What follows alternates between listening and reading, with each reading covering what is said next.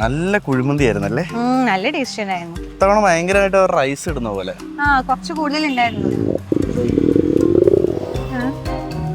നീ കയറി കൊപ്പാരം. അതേ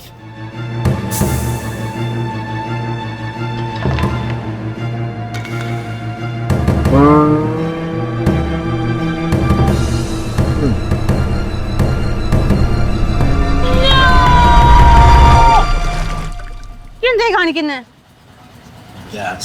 നിന്നോട് പല തവണ പറഞ്ഞിട്ടുണ്ട് ഹെവി ഫുഡ് കഴിച്ചിട്ട് എയറേറ്റഡ് ഡ്രിങ്ക്സ് കുടിക്കരുതെന്ന്.